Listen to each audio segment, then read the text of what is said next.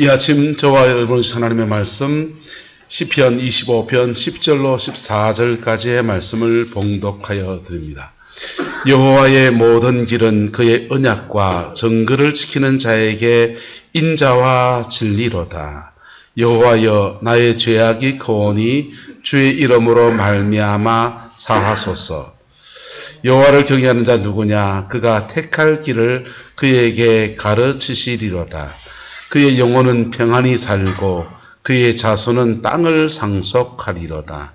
여호와의 친밀하심이 그를 경외하는 자에게 있음이요 그의 언약을 그들에게 보이시리로다. 아멘. 이 안에 하나님께서 여러분의 걸음들을 인도해 주시고 모든 만남마다 하늘의 복으로 땅의 기름짐으로 응답해 주시기를 예수 이름으로 축복합니다.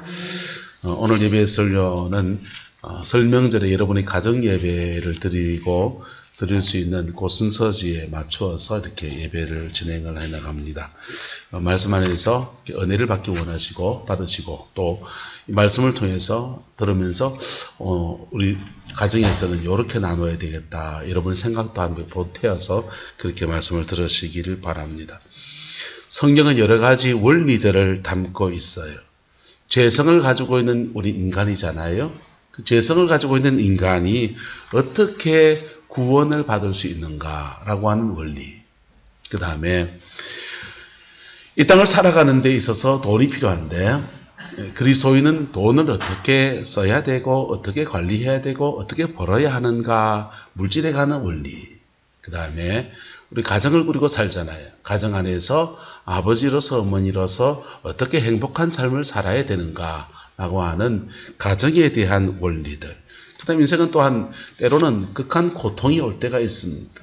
극한 고통이 오고 어려움이 오는데 그런 것들을 어떻게 신앙 안에서 극복해 나가는가에 대한 원리들. 여러 가지 원리들이 있어요. 그 원리들을 잘 적용해 나가면 그 원리 속에서 우리는 그 원리 속에서 하나님이 주시는 축복과 은혜를 누리게 되어져 있습니다. 근데 아이러니하게도 한국 사람들은 복을 너무나 원하는데도 밥그릇에도 복을 세워놓고 숟가락에도 복자를 적어놓는데도 문제는 이 원리들, 복을 받는 원리들이 있는데 이 원리에서 벗어나서 자신의 인생을 살아간다는 겁니다. 그리고는 마음으로는 복을 받기 원합니다. 우리 옆 사람 축복해 줍시다. 새해 복 많이 받으세요. 한국 사람 신장 구정 2번을 세니까. 그런데 이렇게 새해 복 많이 받으세요 라고 하는 득담 참 좋아하고 그렇게 복을 받기 원하는데 실제로는 복을 받는 그 원리들을 무시한다라고 하는 것입니다. 여러분, 하나님의 말씀 안에서 여러분의 삶의 자리 안에서 복받는 원리들이 여러분에게 적용되어지고 여러분을 볼 수도 있고 그 원리 안에서 여러분의 삶을 새롭게 살아내는 은혜가 있게 되기를 예수 이름으로 축복합니다. 우리 속담에도 이 원리들은 우리의 속담 속에 굉장히 많이 들어 있습니다. 가는 말이 고와야 오는 말이 뭐하다? 없다. 근데 가는 말이 먼저입니까? 오는 말이 먼저입니까? 거기에서 내 입에서 먼저 하는 가는 말이 먼저예요. 가는 말을 곱게 하면 그 다음 오는 말이 고와진다는 거예요. 근데 어떻습니까? 가는 말을 이상하게 해놓고는 그리고는 내한테 여러분이 했던 그 말을 똑같이 누가 하면은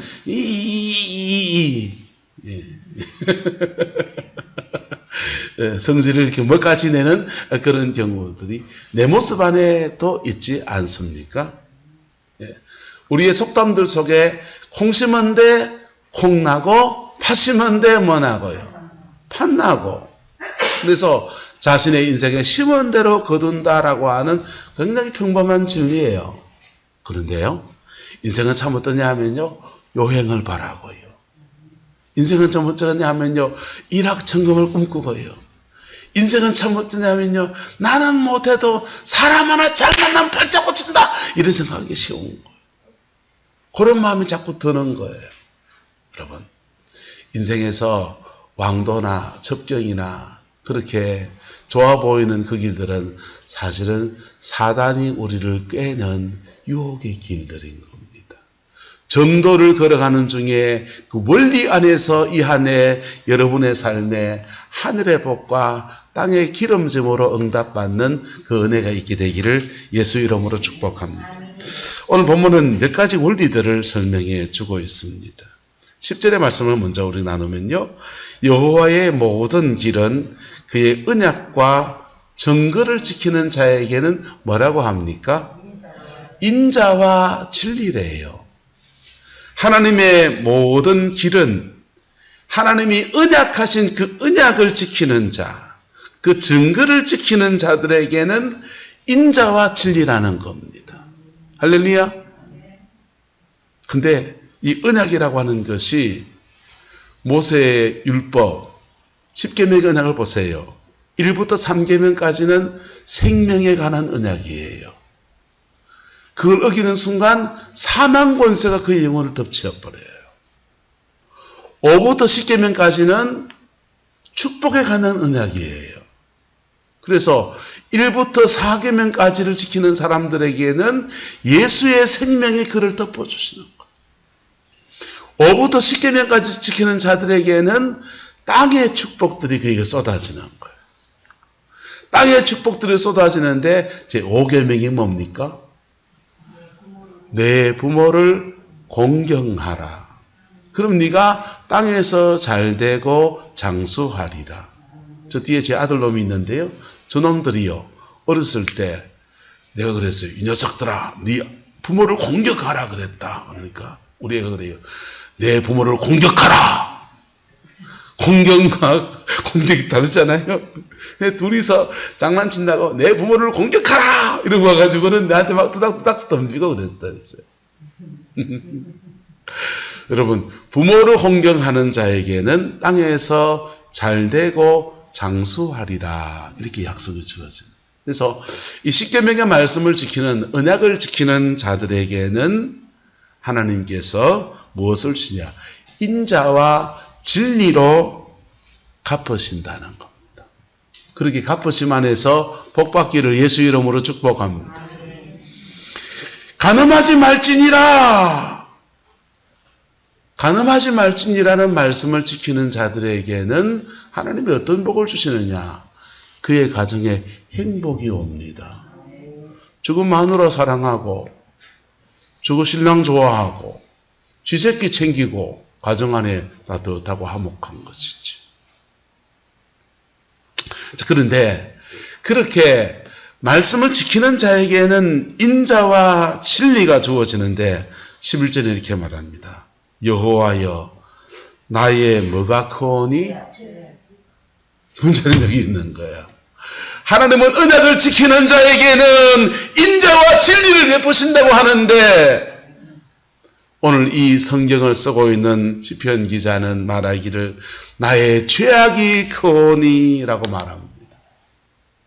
하나님 말씀에 좋은 말씀 다 써놨는데 잘 되는 길 다 써놨는데 문제는 내가 안 지키고 있다는 데서 문제가 있는 겁니다. 그래서 나의 죄악이 큽니다. 그냥 놔도 못해 됩니까? 여호와의 모든 길은 그의 언약과 정거를 지키지 않는 자에게는 뭐겠습니까? 10절의 말씀 거꾸로입니다. 저주와 심판이로다. 하나님의 말씀은 옳은 것이고 그 말씀 마땅히 지켜야 될 것인데 지키는 자에게 인자와 진리로 하나님이 대하신다고 하는데 나는 죄악이 커서 저주와 심판 안에 있습니다. 그런데 11절에 이렇게 말합니다. 우리에게 그 죄성이 있는 우리에게 하나님께서 은혜를 주셨는데 첫 번째 원리, 죄와 사죄의 원리가 있다는 것입니다. 뭐가 있다고요? 죄와 사죄의 원리가 있다는 거예요. 그래서 11절 말합니다. 여호와여 그렇게 말씀 앞에 인자와 진리를 지키는 자, 말씀을 지키는 자, 인자와 진리를 베푸시는 분이신데, 그러나 나는 죄악이 큽니다. 그래서 주여, 주의 이름으로 말미암아 사하여 주옵소서. 할렐루야. 사죄와 용서 안에서 인생의 새로운 은총의 역사로 풀어주시는 역사가 있다는 것. 하나님 말씀은 진리고 그 말씀 지키는 자에게 인자와 진리를 베푸시는 언약의 하나님이신데, 근데 나는 죄를 지었고, 근데 나는 연약하고, 근데 나는 문제투성이니 주여 주의 이름으로 말미암아 사하여 주옵소서라고 간청합니다. 그리고는 이 하나님의 이름으로 예수 그리스도의 보혈로 용서받은 자에게 주어지는 하늘의 복이 떨어지기 시작하는 거예요. 창세기 49장을 보면요, 축복과 저주의 장에 야곱이 자기 아들들을 불러놓고 축복도 하고 저주도 합니다. 그런데 거기서 인자와 진리, 하나님의 언약을 지켜서 축복받는 사람이 나옵니다. 요셉입니다.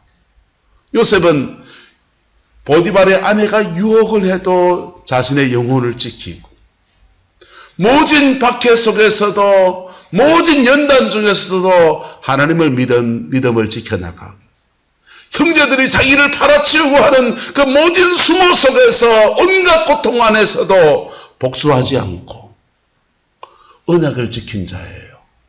그랬더니 요셉에게는 너는 무성한 가지다. 샘 곁에는 무성한 가지다. 그 가지가 담을 넘어가고 너는 장자의 축복을 받는구나 라고 하면서 인자와 진리를 베풀어 줬어요. 그런데 거기 저주받을 사람이 복받는 사람 하나 나옵니다. 그 요셉을 팔아치운 그놈, 그 인간, 죄송합니다, 속어를 써서 그 새끼, 아니 동생을 팔아치워가지고 돈 몇 푼 챙긴 나쁜 놈. 그래서 언약을 지키지 않았고 하나님의 정글을 지키지 않았으니 마땅히 심판을 받고 마땅히 저주를 받아야 될 바로 그놈. 근데 그가 축복을 받습니다. 그것도 너의 가문에서 왕위가 끊어지지 않는 왕권을 받는 축복을 받고요. 그의 가문에서 예수 그리스도가 오셔서 모든 인류를 구원하는 하나님의 은총 안에 들어가는 그런 약속을 받습니다. 그리고 그 약속대로 요셉의 가문과 유다의 가문이요, 시간이 흘러서 몇 대를 지나서 가나안 땅에 들어가서 그 땅을 점령하고 그 땅을 차지하는데 요셉의 가문의 에브라임 지파가 가장 큰 땅덩어리 하나 받아요. 그리고 유다의 가문의 그 남쪽 지방 전체가 유다 가문의 땅이 되었습니다. 약속대로 이루셨어요. 유다는요, 인자와 진리가 아니요, 저주와 심판을 오만지게 받아야 될 그놈이라고요. 그런데 그가 하나님의 인자와 진리 안에 그가 거하게 되었어요. 왜냐하면 한번 따라합시다. 그가 사제의 은총 속에 들어갔기에. 할렐루야.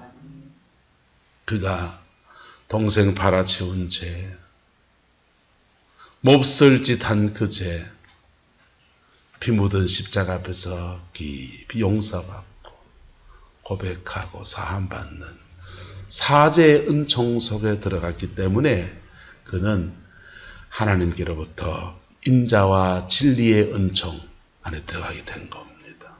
할렐루야. 세상에 많은 종교가 있습니다. 그 많은 종교들은 주로 착하면 뭐 극락이든지 천당이든지 뭐 만당이든지 어디 가는 거고요. 나쁘면요, 악하면 심판을 받는, 아수라 지옥에 가든지 뭘 가든지 개돼지로 태어나든지 뭐 그런 겁니다. 그래서 그가 착했냐 악했냐 이게 기준이에요. 그런데요,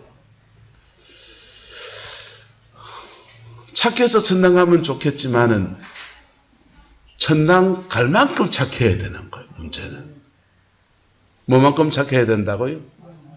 천당 갈 만큼 착해야 되는 거예요. 묘사를 물어봅소. 천당 갈 만큼 착한겨? 암만 착해도 천당 갈 만큼 착한겨? 그 한계가 참 무서운 거지. 제 동생이 있는데요. 동생이 대학을 졸업하는데 IMF가 터졌습니다. 어느 회사도 공채 채용 시장을 열지 않으니까 마마 취직도 안 되고 막 IMF고 쉬는 짐에 공문화해서 CPA 회계사 공부하겠다고 달려들었어요.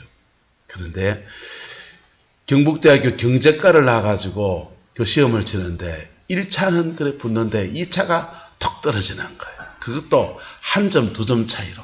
그 아깝잖아요. 그 다음에 또 도전합니다. 그게 1차 먹고 9시에 걸린 것처럼 몇 판을 하는 거예요. 그렇게 한 3, 4년 세월 보내고 나니까 그만 취직할 타이밍을 놓쳐서 그때부터 해서 지금까지 부동산 중개하고 있습니다. 그 카트라인이 있는데 그 카트라인에 그거 하나가 안 돼서 그거 못하는 거예요. 여러분, 천국 가는 카트라인, 천당 갈 만큼 거룩해야 된다니까. 근데 그래서 다른 종교하고 다르게 기독교는 그래는 천당 못 간다 하는 거예요. 천당 갈 만큼 깨끗한 사람이 이 땅에 없단 말이지. 하나님의 법이 옳고 하나님의 말씀이 진리고 완전한데 그러나 우리는 그렇지 못한 존재라는 것입니다. 그래서 사죄와 용서가 우리에게 필요한 것입니다. 할렐루야. 용서 안에서 용서받음을 통해서 우리는 천당도 가고 용서받음을 통해서 이 땅에 복도 누리고 용서받음을 통해서 행복한 삶을 살아갈 수 있는 새로운 출발도 하는 은혜가 주어지는. 그래서 첫 번째는 사죄와 용서의 원리입니다. 인생을 살아가는 데 있어서 정말 중요한 원리 가운데 하나가 바로 첫 번째 사죄와 용서의 원리예요. 할렐루야. 이것을 이루시려고 예수님께서 피 묻은 십자가에서 하나님의 아들이신 분이 거기에 매달려서 9시간 동안 매달리셔서 물과 피를 다 쏟으시고 우리 위해서 용서의 그 길을 열어주셨고 우린 예수 안에서 사죄와 용서 안에서 천국을 꿈꾸고 사죄와 용서 안에서 하나님의 놀라운 복도 꿈꾸는 은혜를 누리게 되었습니다. 할렐루야. 이게 첫 번째 원리고 두 번째 원리는 인생을 성공적으로 살아가는 수 있는 원리들입니다. 누구나 인생을 잘 살아보고 싶어 합니다. 태어날 때는 다들 주먹을 꼭 쥐고 태어난다 그러잖아요. 왜 주먹 쥐고 태어난다 그럽니까? 나는 그냥 지가 하는 거예요. 근데 우리가 해석을 그닥 붙였습니다. 인생 한번 살아보려고, 꼭 쥐어보려고. 돌아가실 때는요, 쥐었던 손을 놓고 간다 그렇지요. 갈 때는 놓고 가는데 태어날 때는 쥐고 뭔가 잡아보려고.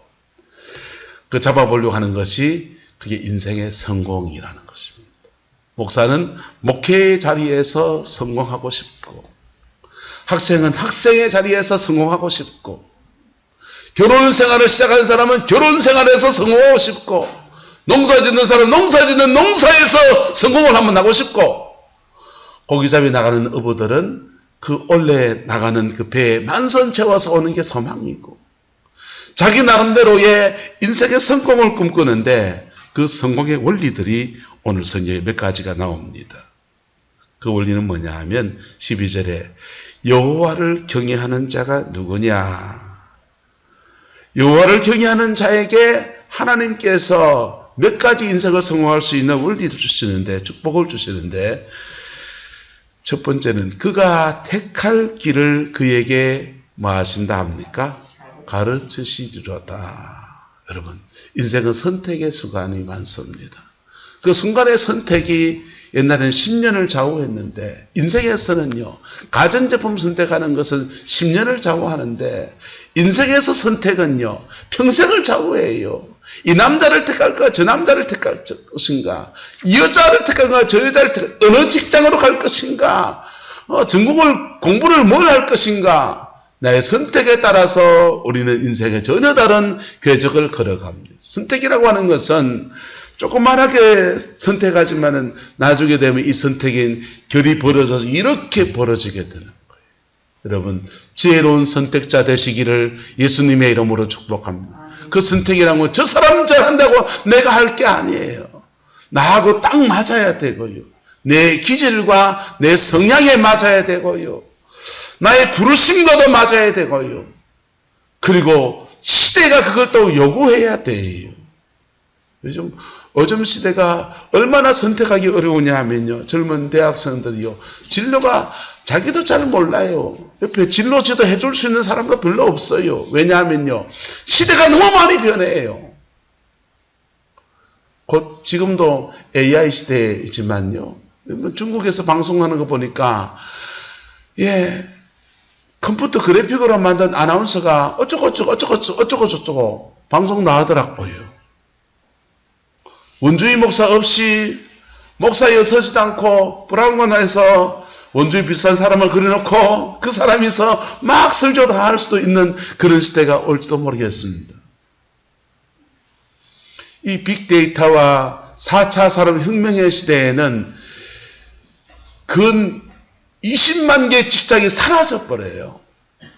그리고 새로운 직업이 또 30만 개가 더 생겨납니다.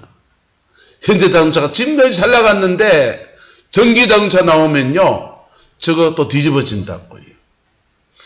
4차 산업혁명 시대에다가 거기다가 중국이 무섭게 추계가 올라오잖아요.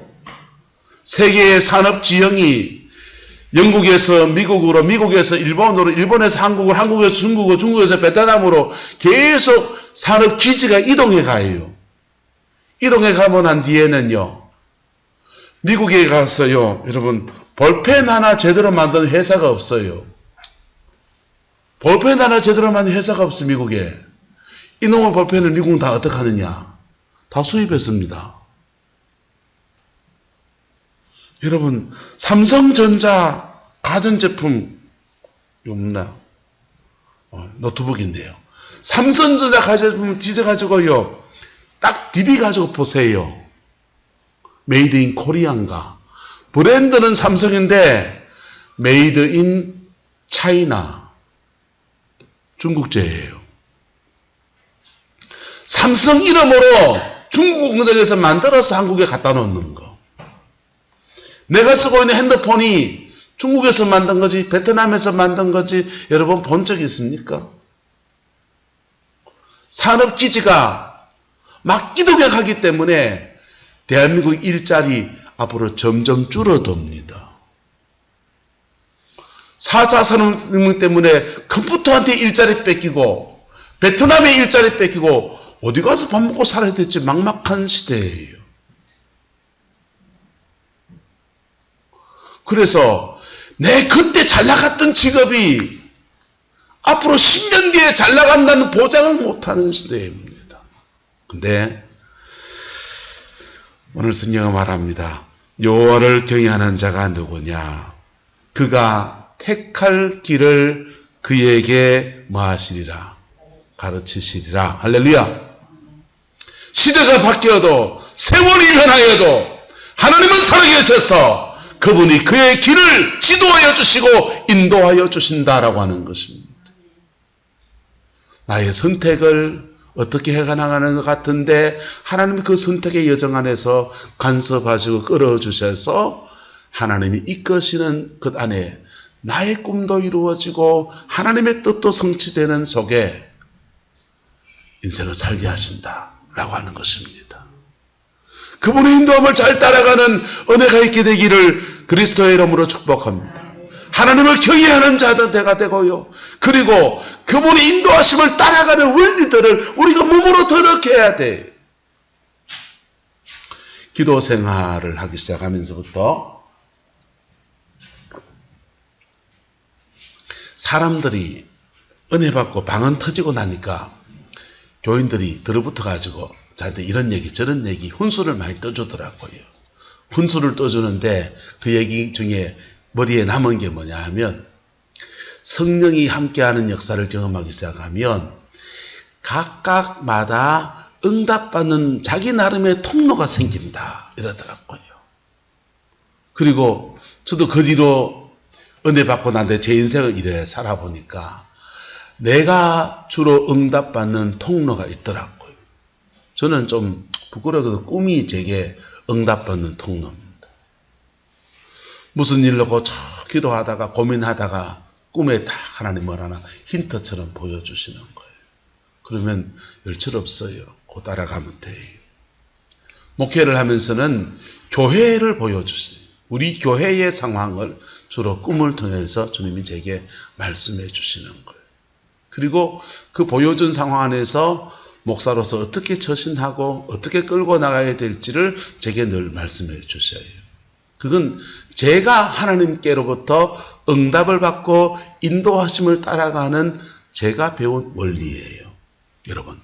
여러분도 여러분의 인생에서 하나님의 인도하심을 따라가는 그 원리들이 개발되어지고 검증되어지고 그것 안에서 순종해 가서 아름다운 인생의 열매를 받을 수 있기를 예수 이름으로 축복합니다. 요셉은 꿈꾸는 자예요. 요셉은 처음부터 남의 꿈을 해석한 사람이 아니에요. 요셉은 자기의 꿈을 해석했을 뿐이에요. 자기 꿈을 꾸고 자기에게 말씀하시는 주의 음성을 들었어요. 근데 그 음성을 듣고 하나님께로부터 인도함을 받는 것들이 점점 더 다루어지고 훈련되어지니까 그때부터는요. 술간장의 꿈을 해석해주고 떡간장의 꿈을 해석해주고 애굽 바로왕의 꿈을 해석해주면서 다른 사람을 섬기는 사역으로 뻗어나갑니다. 그리고 애굽이란 큰 나라 전체가 하나님의 영으로 인도함을 받는 그런 여정에 쓰임받는 사람이 된 거예요. 그랬더니 7년의 풍년의 때와 7년의 기근의 때를 보내면서 나라를 구원하는 그러한 지도자로 세워지게 되었어요. 여러분 안에서 하나님을 경외하는 자가 되십시오. 내가 부족하고 연약한 것이 있었다면 피 묻은 십자가 앞에서 회개하여서 사제연 조건에서 하나님을 경외하는 그것을 회복하십시오.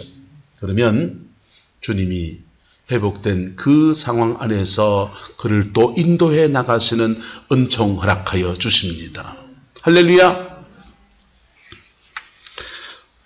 두 번째는요. 하나님을 경외하는 자에게 주는 축복은 33절에 그의 영혼은 평안히 살며 그랬어요. 할렐루야. 세상에 분주한 일 많은데요. 그의 마음속에서는 늘 하나님의 평강이 운행하는 사람들. 속된 말, 세상 말로 하면 내공이 강한 사람들. 뭐 한 일에 그냥 막 마음이 헷가닥했다 하지 않고 마음 안에 든든한 심지같이 이렇게 중심을 잡고 가는 그 사람 되게 한다라는 것입니다. 네 번째는 그 하나님을 경외하는 자에게 그의 자손은 무엇을 상속하리이다? 땅을 상속하리도다. 그렇게 말했어요. 그의 자손들은 하나님을 경외하는 가정의 자녀들에게는 하나님이 인생의 유업을 주셔서 땅을 상속하는 은총을 준다. 이렇게 말씀하고 있습니다. 다섯 번째는요. 여호와를 경외하는 자에게는 하나님의 친밀하심이 있다는 거예요. 뭐가 있다고요? 하나님의 친밀하심이. 하나님이 그냥 친구처럼 다가오셔서 야 오늘 뭐하노? 이렇게 편안한 얘기들, 깊은 얘기들, 마음속에 있는 얘기들 나눌 수 있는 그런 친밀한 관계로 나아간다는 겁니다. 그리고요. 그의 언약을 그들에게 뭐 하시리로다? 보이시리로다. 다섯 번째는요. 하나님이 그의 언약을 그들에게 보여주시는 역사 허락한다는 거예요. 여러분 성경에 보면 언약의 맥이 있습니다. 구약의 언약은요. 큰 언약의 맥이 있는데 아브라함과 맺었느냐. 누구와 맺었느냐? 아브라함과 맺었느냐. 그 다음 두 번째 모세와 맺었느냐. 누구와 맺었느냐요? 모세와 맺었느냐. 그 다음은요, 다윗과 맺었느냐. 무슨 와 맺었느냐? 다윗과 맺었느냐. 그 다음, 이게 구약시대의 큰 언약의 흐름들이에요. 신약에 오면요, 그 모든 언약 위에 새로운 언약이 주어졌는데, 이 주님 말씀하셨어요. 포도주잔을 들고서 이 잔은 내 피로 세운 새 무엇이니 언약이니 예수의 보혈로 우리에게 새 언약이 주어졌어요. 그리고 그 언약 안에서 사죄와 구원의 역사를 하나님 새로 이루신다는 거예요. 그런데 이거는 덩치가 큰 언약들이에요. 이 언약들은 굉장히 스케일이 큰 언약이에요. 아브라함의 언약 안에서 그의 대대로 이삭, 야곱, 요셉 전 아브라함의 후손들에게 전체에게 미치는 그 언약의 맥이에요. 그런데 그런 언약 안에서 아브라함과 맺은 언약 안에서 특별히 레위 지파와 따로 언약을 맺습니다. 레위의 가문에는 생명과 평화의 언약을 준다는 거예요. 시내산에서 이스라엘 백성 전체와 언약을 맺었어요. 그런데 여호수아와 갈렙이 가데스 바네아에서 정탐꾼이 되어서 그 정탐하러 들어갔다가 모든 사람들이 그 땅 못 점령한다고 이구동성으로 그러는데 갈렙하고 여호수아만 하나님이 우리에게 주시면 너희 그 땅을 차지할 것이다 라고 말합니다.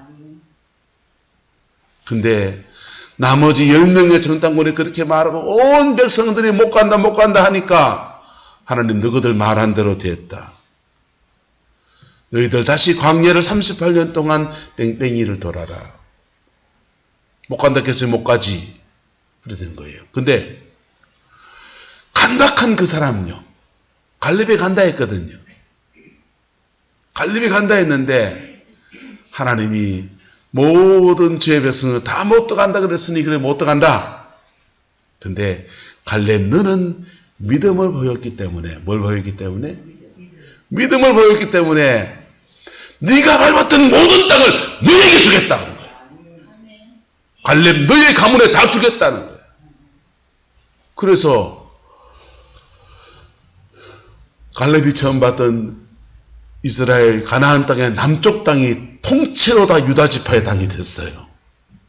이게 언약 안에서 유다의 가문에게 특별히 주는 약속들. 여러분, 여러분의 가정이 예수 안에서 언약의 가문이 되는 은혜가 있게 되기를 예수 이름으로 축복합니다. 복음이 이 땅에 들어와서 이제 한 140년 넘어가지 않습니까? 그러면서 이 땅에서도요, 신앙생활 3대입니다, 4대입니다 하라고 하는 분들이 좀 계십니다. 신앙생활 3대, 4대 하신 분들이 계시고요. 5대 하신 분도 계실 것 같아요. 그런데요, 그 윗대로부터 믿음을 잘 지켜온 경건한 가정들에는요, 이상하게 마치 성골, 진골, 그냥 저같이 당대미도 육두품이라 하는데요. 육두품이라 하듯이 막 신분이 낮아지는 것처럼 인생의 풀어지는 깊이가 다른 것들을 경험하겠대요. 젊은 시절에는요, 목회를 하면서 그런 얘기 들으면 신경질 나더라고. 왜? 나는 그런 혜택을 못 받으니까. 근데 나이가 좀 들어가면서 참 저도 그게 감사하지.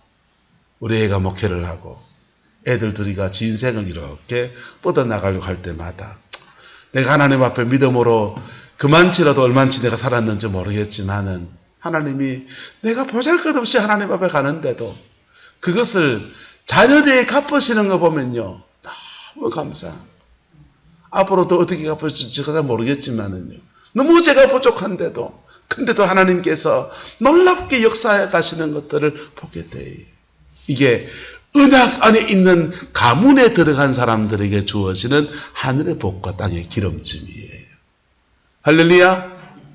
그래서 언약 안에 있는 사람들에게는요, 그의 자손이 땅을 차지하고 그의 자손에게 그 언약을 보이셔서 후대가 복된 역사를 만들어 가시는 은총 허락하여 주시는 것. 여러분, 설명절을 맞이하는 여러분의 가정 안에 빈말 따나 복 많이 받으소, 장수하고 오래 사시고 9988 99세까지 팔팔하게 사시다가 231 안만해서 돌아가십시오.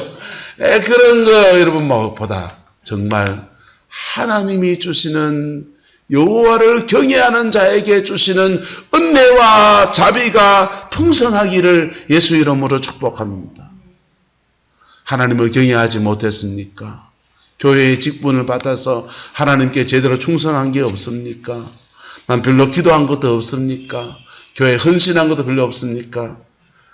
비프렌이 있습니다.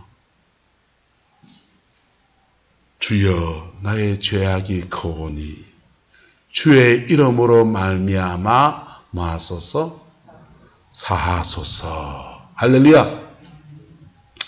이 언약 안에 들어가는데 경건해서 들어가는 사람이 있고 용서받아서 들어가는 사람이 있는 거예요. 이 여호와를 경외하는 자에게 주시는 이 아름다운 축복, 우리가 너무 사모하는 복 받아라 하는 그거단 말이에요. 세상에 살아가는 동안에만 본 게 아니고 죽음을 넘어서 천당 가는 복도 포함된 복이란 말이에요. 종합 선물 세트라고요. 물에 빠진 사람한테 건져놨더니 내 보따리 내놔라 한다 하는데 하나님은요, 물에 빠진 사람을 건져내시고 지 보따리를 미미 챙겨주시는 분이시라고요. 물에 빠진 사람 건져내고 지 보따리 잘 챙겨서 새롭게 인생을 펼쳐갈 수 있도록 도우시는 은혜라고요. 이 종합 선물 세트 같은 하나님의 복이 하나님을 지금까지 경외하며 살아온 우리 성도인 가운데 몇 분들에게 주어질 것입니다. 할렐루야. 난 그래 못 살았는데요. 난 이적다체 예수도 늦게 믿었고 하나님 앞에 한 것도 없고 뭐 그랬는데요. 비프렌 두 번째 일, 사유하심이 죄악이 큰데 몰라서 지은지 알고 지은지 죄악이 큰데 주의 이름으로 말미암아 사하소서. 용서받아서 이 은총에 들어가는 새로운 길이 주어졌어요. 할렐루야. 그래서 이거 하면 이거예요. 복 받는 길이. 할렐루야. 예수 안에서 용서받아서 복 받든지 인생 잘 살아서 복 받든지 자녀 양육 뗀단하게 잘하시고 공부 잘 시켜놓고 그리고 뭐 나도 거룩한 삶을 살고 죄 안 짓고 뭐 이렇게 또 열심히 봉사하고 열심히 충성해서 동네 욕 안 먹고 살아갈 만큼 그래 수고해서 복 받든지 아니면 용서받아 복 받든지 둘 중에 한 가지입니다. 복 받는 길은. 근데 죄란 죄는 다 지놓고 하나님의 용서 앞에 나오지도 않고 회개도 안 하고 그리고 설날 돼서 너희들 건강하게 오래 살아라. 빈말이요. 네. 어머님 건강하시고 오래 사시고 100년 해로하옵소서. 여러분 바람일 뿐이지 그 열매는 안 와요. 네. 그 들을 때 기분 좋을 뿐이요. 실제로 복받는 저와 여러분 되시기를 예수 이름으로 축복합니다. 실제로 천국 가는 저와 여러분 되시기를 예수 이름으로 축복합니다. 실제로 장수하는 저와 여러분 되시기를 주의 이름으로 축복합니다. 실제로 자녀가 잘 되는 그 은혜가 있기를 예수 이름으로 축복합니다. 그 은혜 안에서 풍성케 하시는 그 역사가 쏟아지기를 그리스도 이름으로 축복합니다. 달리 있지 않습니다. 잘못한 거, 피 묻은 십자가 앞에 용서받고 회개하며 나갈 때 찬송 하나 할까요? 의가 없는 자라도 도와주심 바라고 생명샘에 나가니 나를 씻어 주소서. 의가 없는 자라도 하나님 앞에 그 은약 앞에 의가 없는 나 같은 놈이라도 주의 도우심을 바라고 그 사제의 은총을 구하며 나갈 때 하나님은 우리에게 내가 행한 것이 없는데도 불구하고 예수의 피로 새롭게 하셔서 이 여호와를 경외하는 자에게 주는 이 은총과 사랑 허락하여 주십니다. 그 은혜 아래서 하늘의 복, 땅의 기름진 복 모두 다 받게 되는 그 은혜가 있기를 예수 이름으로 축복합니다. 기도하겠습니다. 좋으신 아버지 하나님, 주의 나라가 이루어지기 원하고 하나님의 그 뜻이 우리 가운데 응하여지기를 원합니다. 오 성령님, 주의 백성들을 축복하소서. 오 성령님, 마음을 낮추어서 피 묻은 십자가 붙드는 우리 성곽의 성도들을 축복하소서.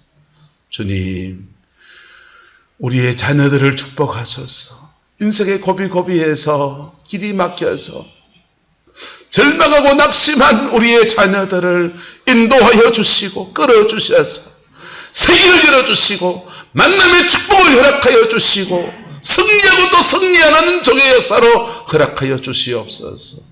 재능이 끝났다 싶을 때 하나님 재능의 문도 열어주시고 힘이 떨어졌다 싶을 때 새 힘을 주시고 만남의 축복이 끊어졌다 싶을 때 새로운 만남의 복을 주셔서 예수 안에서 그의 인생을 복으로 살아내게 하시고 우리보다 더 좋은 믿음의 터에서 말씀을 받고 찬양하고 경배하며 주를 섬겨 승리하는 믿음의 여정 걸어갈 수 있게 우리 하나님 주장하여 주옵소서.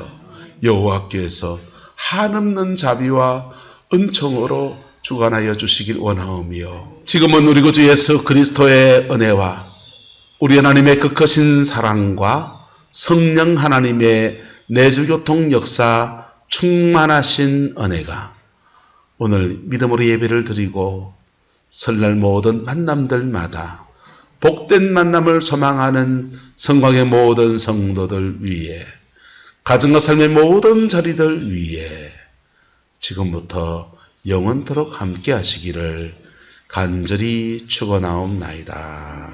아멘.